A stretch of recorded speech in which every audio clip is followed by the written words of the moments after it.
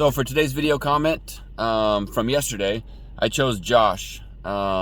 He left a pretty funny comment about doing burnouts after your car just gets finished. I think it's pretty funny, but it's also true. If your car can't handle a burnout, it can't handle the track. You got to test it out. What better way than to go out in front of your house or your shop and do a burnout and piss off your neighbors? So Josh, if you see this, send me a message on Instagram or Facebook and give me your address and I'll send you a sticker pack. Thanks for watching, and thanks for your comments, guys. So, Mr. Cake left a comment on my video, and I liked it.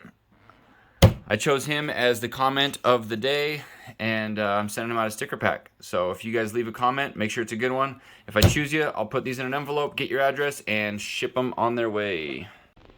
Hey guys, welcome to another video. There's a lot going on. So much stuff left to do to get this JZX100 on the road, and like, I'm really excited. This is like one of the funnest like builds that I've been a part of a car that I've always wanted, and like it's hard for me to express in words like how important and how much this means to me. But like, I'm trying to go to the highest detail of like work on this car, and I've got a lot of people helping me, which is amazing, because not only is that helping it get done faster, but it's also like helping me work to a higher level to make sure that things are done, like, you know, in a way that I want to show it off, not only to myself but to you guys on the video and the people that are helping me. Like, I want it to just, you know, the last one was a budget build. That's the last build we did on this series or on this channel. So this one is like the opposite of a budget build. I'm like kind of throwing too much money at this car, too much time, but the result is gonna be amazing. So let's get to it. Let's go. I just put those on there. Well, I'm taking them off. All right.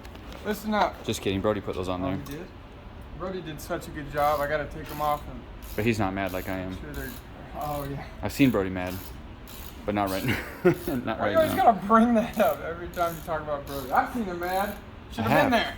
All right. So intercooler mounts coming together pretty nicely. We ended up just drilling and tapping like right on the bottom of this thin plate, but it's got those supports that I think will hold it just fine.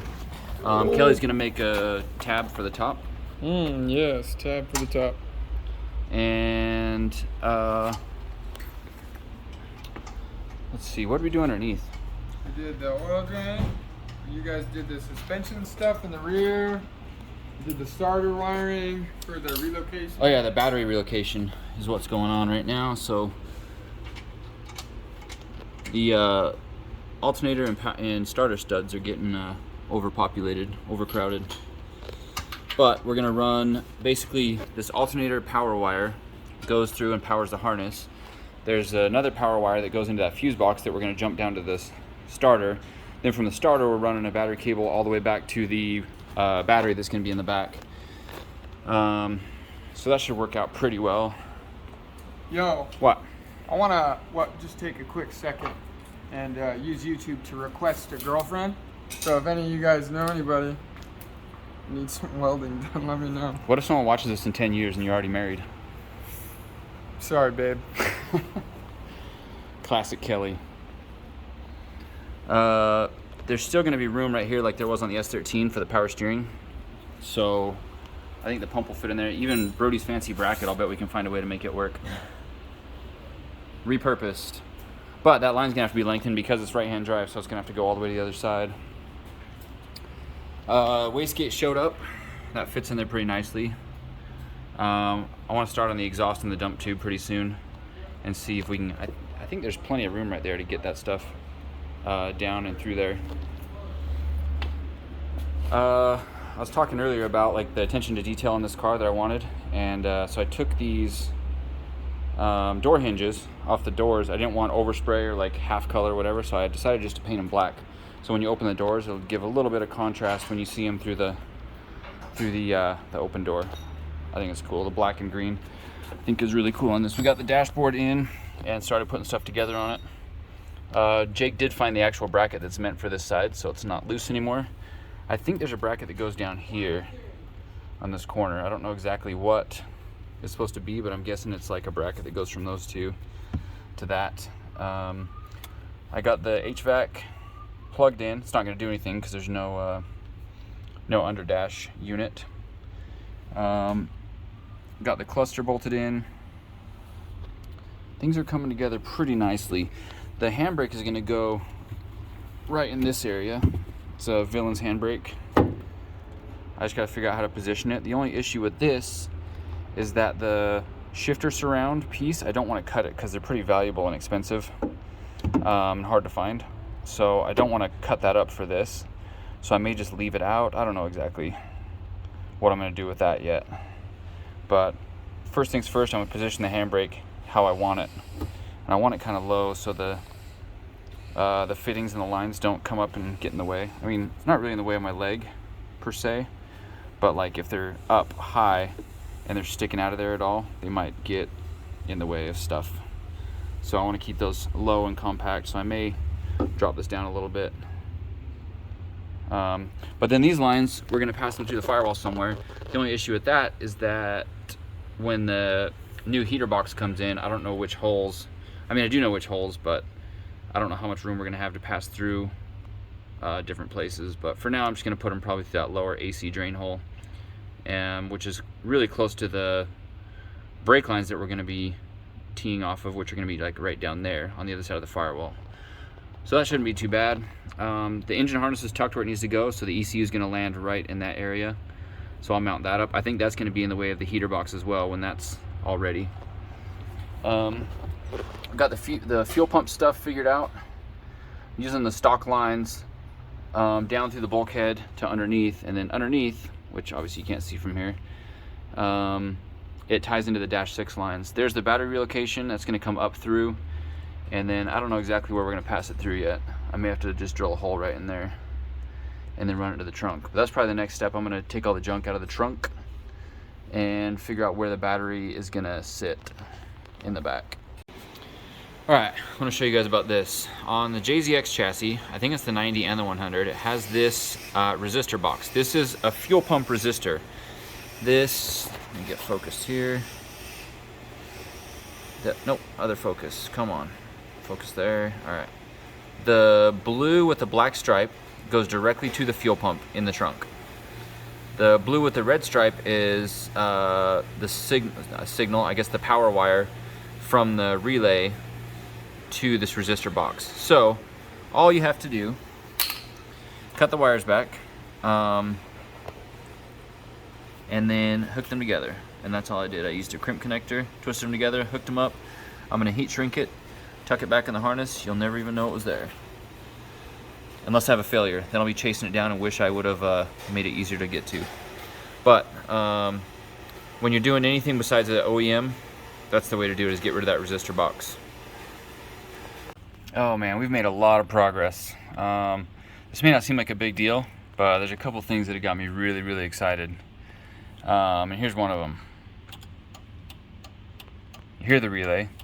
That's not hooked up, but the harness is working. Some of it, at least. Small victories, right? Like I said, I was just patching wires back together. I had to splice tons of wires up under here and on the other side, but that works. Key, it's powering some stuff. That's good.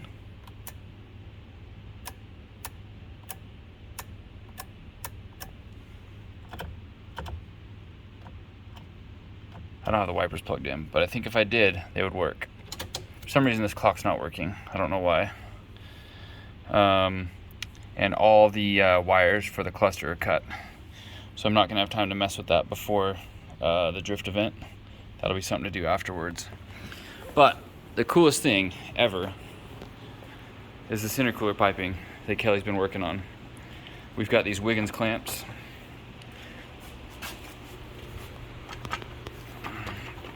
So they have a little bit of play. Not as much as a coupler, but it's also not hard mounted.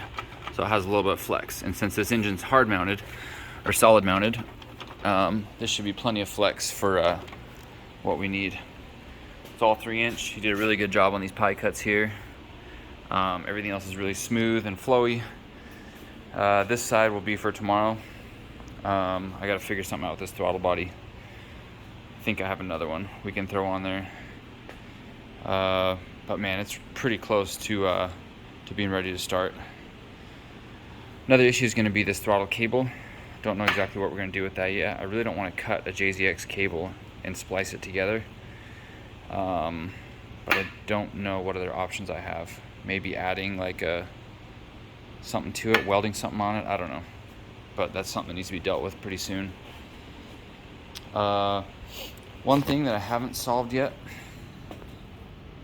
I gotta get my light.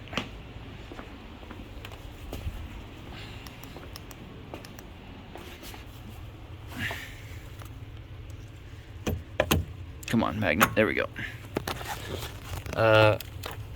All these wires that I spliced back together, I couldn't find a connector for those. And those should all be grounds because they're the exact same color as this, which is ground. And everywhere there's one of these that's bolted to the chassis, they're all that same color. So those have to be grounds, but I don't know where they go in here. Because all the plugs that I can see seem to be populated. I mean, we've got this one, but there's not enough pins in there for that to be grounds. Maybe this one, but I don't really know until we get the door in. I know the door's got to plug in somewhere. The door probably plugs in either there or there. I can't imagine that's all grounds. Maybe I can get this out and look at it. Oh.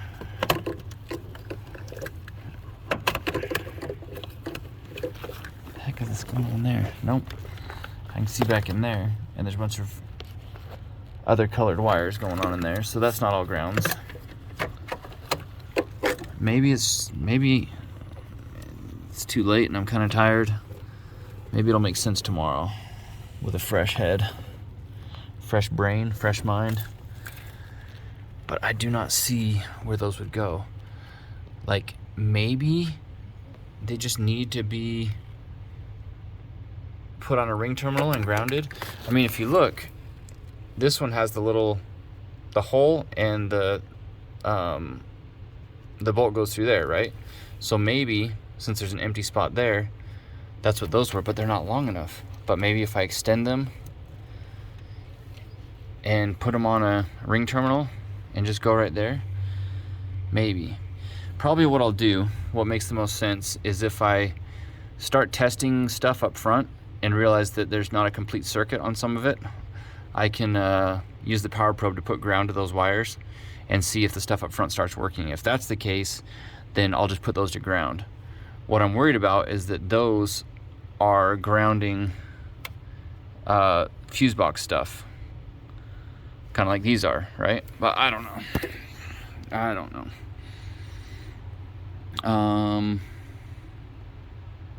Hold on, I got an idea. Okay, so I went and hooked up the power probe real quick. This is Wes's power probe. Don't tell him I'm using it. So that shows continuity ground right there. That's grounded, right? So let's test these wires. That'll tell me if they are grounded or not. So currently, they are not grounded. So that tells me that, what the heck? So some are and some aren't. Like, that's awesome. Just poking the ends of them here.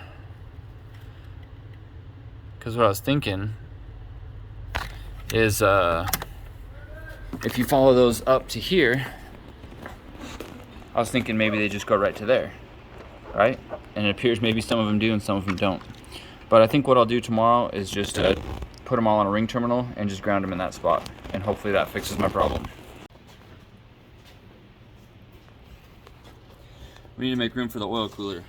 And the lines are gonna have to come right through here. Oh man.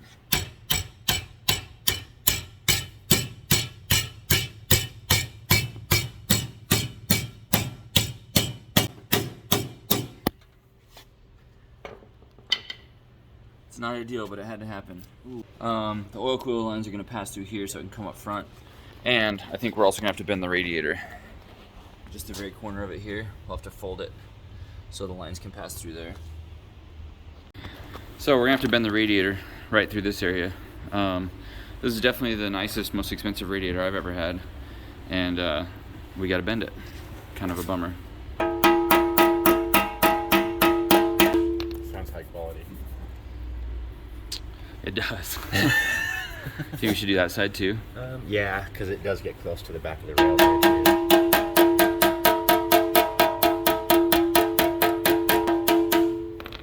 Cool.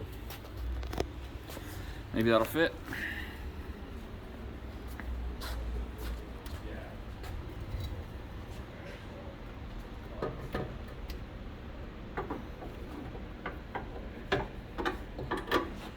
Something like that, maybe.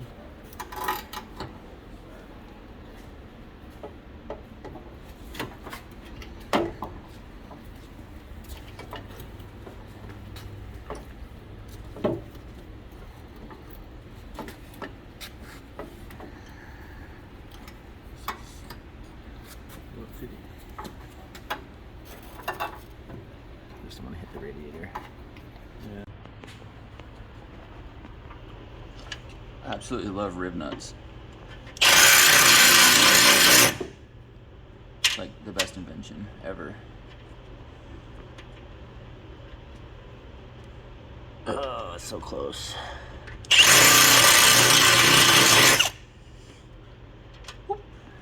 Nice.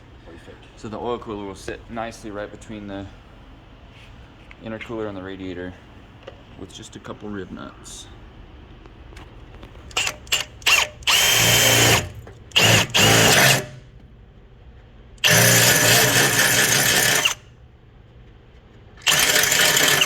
I don't know if I've said this before on my videos, but there's nothing better.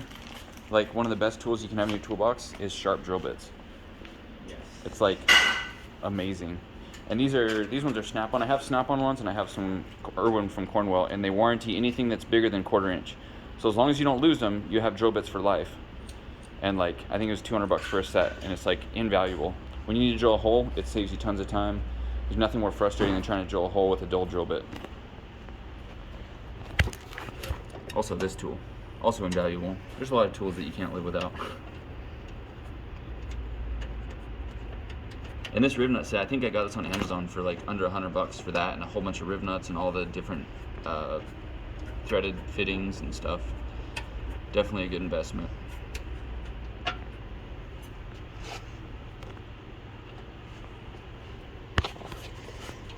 Am I right in your way? Nope. I'll look around. Camera crew. I had to cover all that ugly banging with some ugly tape. It shines the green, so it looks the same. It looks better than the red and flaky paint underneath.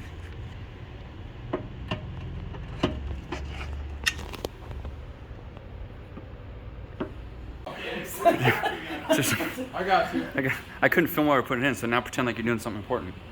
Bam. Look at that, new glass. Guys that like to Good. film Yeah. like how we're at You don't have guys filming you all the time? only places while we diesel sellers. So I'll go in and look through the window and like look at the camera. Yeah. They say stupid stuff like that. Tell the dude the muscle to rip off his shirt. Like he gets so stupid too. It's like, you gonna rip off your shirt? You want it? It's like, no. Dang. Fresh glass. It's like a new car now.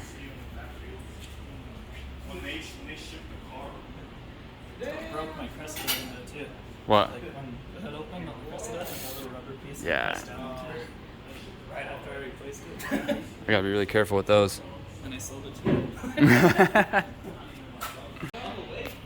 So I just noticed, I've had this glass for a while and I never really checked it out, but it's got a scratch right there. It almost looks like a rock chip, or like a, yeah, there you go. You can see it there. Come on, focus. Yeah, it's got that scratch and it's got these scratches down here. And I know that didn't just happen, and it didn't happen when I transported it, because I literally picked it up, put it in the back of my truck, wrapped it in blankets, and brought it home, and then put it in my office. But that's kind of a bummer for having really, really expensive glass to have this problem. But either way, I'm still happy. I have glass, it's on the car.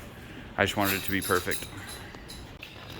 So I spent most of the day today getting a bunch of parts prepped and some stuff painted. Not as much as I wanted to, but I that's the roof. You can't even tell what's what here. That's the roof wing, and those are all the door trims. We got the trunk, license plate piece, the gas door.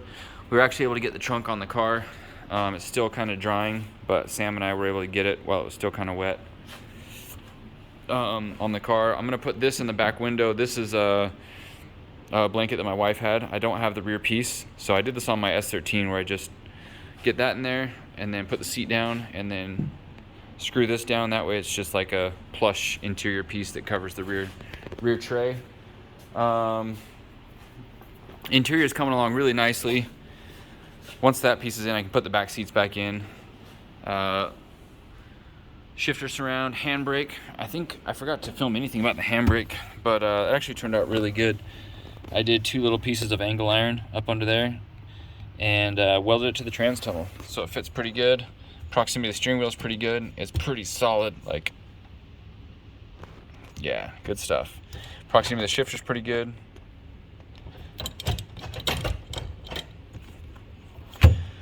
So that's all looking good. I got to adjust it a little bit. It's pushing against this piece, which is making it so this piece won't slip in. So I'll just oval the holes a little bit.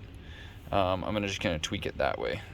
This also hits my leg, so if I get that a little bit closer that way and that out, what my goal was to not put it so far that I would have to cut this piece. These pieces are hard to find and really expensive, so I was trying to avoid that, which I did. Still got a bunch of wiring to do under there to make the car start. I've been putting that off to do body work. I'm thinking that won't be very hard. You guys saw we got the fuel pump installed in the last episode, so we should have fuel pressure once I get power back there to the fuel pump. Jake said he'll come help me. Today's Friday, so Saturday, hopefully Jake can come and give me a little bit of time. We got that oil cooler mounted. Brody did that. Basically everything that's been going on up here, I've been doing body work. Brody and Kelly have been doing. Kelly did an amazing job on these intercooler pipes. Looks really good, and they've all got Wiggins clamps. We got 1, 2, 3 on this side. It's all 3-inch piping, and then this side we've got 1, 2, and then there's actually the throttle bar is just gonna be straight welded. We've had some problems with the welding gas. Something was going on where it wasn't welding properly, so literally there's 2 welds left to get this done, and we couldn't finish it. So hopefully that gets done tomorrow. Catch can looks really good. Brody tucked it over in the corner. What else? I've still got to do a downpipe and the dump tube for the wastegate. We got the lines for the hydraulic handbrake going. One goes through there, the other one comes out and goes down to the rear brake lines. I don't think you can see it from here. Too dark? Yeah, the brake lines are there. Looks really good. So that's almost to the point where we can bleed it. I took the brake lines off the S13. Where are they? Some of these brake lines. I'm gonna run soft line from the master all the way down. Basically, since it's right-hand drive, I should just be able to flip the lines from the S13, and the lengths should be pretty close, and they go all the way to the caliper. So that will be nice to have that done. I still have to prep the fenders for paint. We just got the doors prepped tonight. Sam helped me do all that. We ended up pulling the windows out so we didn't have to do as much masking. It was a little bit of work, but we scuffed them and taped them off and got everything, so when I get here tomorrow I can just take them outside and go primer to clear, all in one go. This kind of sucked because I painted both sides, waited for it to dry, flipped it over so I could clear this side, so then I could flip it over again to the other side. There's a nice tire ring. Even though we put a sheet under it, the paint must have been too wet. There's a huge tire ring on the other side, right in the most visible spot of the hood. So I'm gonna have to sand it, spray green again tomorrow, and then go to clear, which really sucks because it was ready to go. I even wet sanded the primer only on the hood to make it look really nice, so it was smooth and flat and everything, and then just like, bummer. But I do this to myself. I don't know why. I should probably get the proper stands and hang them and do all that stuff. I like painting hoods flat because you can lay the clear on really thick and it doesn't run. It can like settle in, and so that's the easiest way to do it. When you hang a hood up and then you spray it, it tends to get runs because you got gravity working against you instead of with you. But that's gonna look good. once it's done. The hood is always what you want to be like. Also, the hood's the most important part of a chaser because it's got that majestic looking grille. It complements those amazing looking headlights. The chaser like is by far the best 100 because of the grille and the headlights. The worst one is the Mark II, right? The Mark II is absolutely terrible. It's the worst of all. The 90s, Sam likes the 90 Mark II, and the 100s, the worst. I'm sorry if you like them. I'm a JZX fan, but the Mark II should have never been made. The Cresta and Chaser. Oh, the Mark II Cresta. I believe that's what Adam has in Japan. That's the first time I saw it. I was like, oh, Adam's driving in Japan. I'm like, oh man, that is not a good looking car.